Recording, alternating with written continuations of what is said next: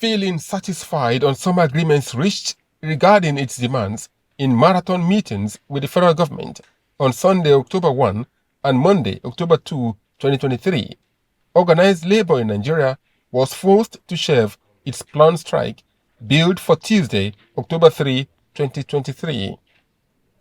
Both the Nigeria Labour Congress (NLC) and the Trade Union Congress (TUC) said the strike is suspended for 30 days to enable the federal government to fulfill terms of agreement reached.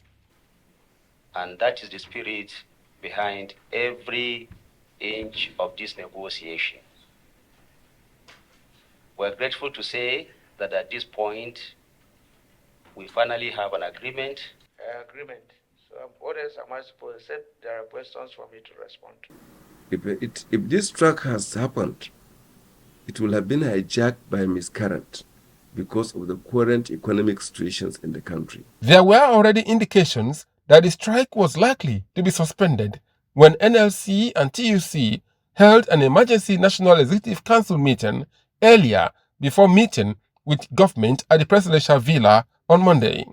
The two Labour Centers NEC meetings were necessitated by pronouncement made by President Tinubu during his Independence Day broadcast on Sunday, October 1, when he announced a 25,000 wage increase to lower-ranked federal workers among other promises.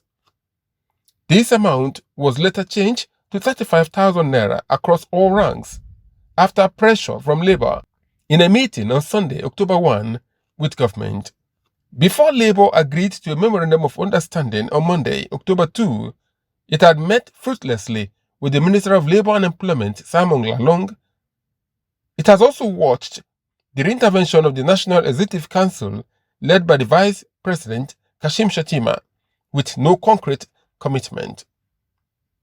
Nigerians have continued to ask if the 15 items in the MOU between organized labor and the federal government is sincere, and not just a promissory note from government and a calculated attempt to force labor to shelve what would have been a devastating strike, since the impact of September 5 and 6 warning strike by NLC is still being felt. As well as local government. So we believe that when this is cascaded down, it will alleviate the pains that Nigerians are facing at the moment.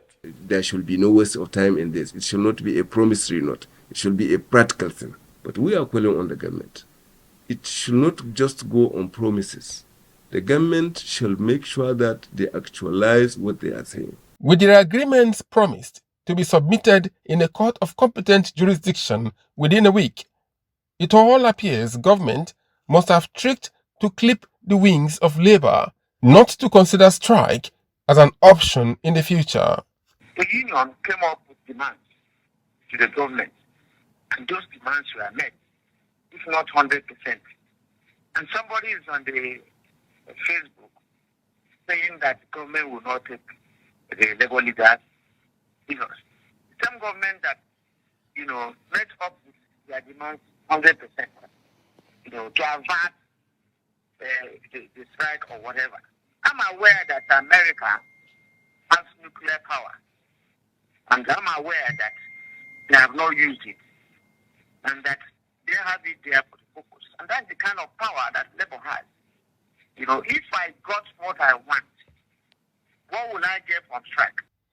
While Nigerians keep fingers crossed for the gradual implementation of the MOU, there are those who think that state chapters of NLC and TUC should sign similar agreement with their state government for wage increase, pending when the national minimum wage will come to stream.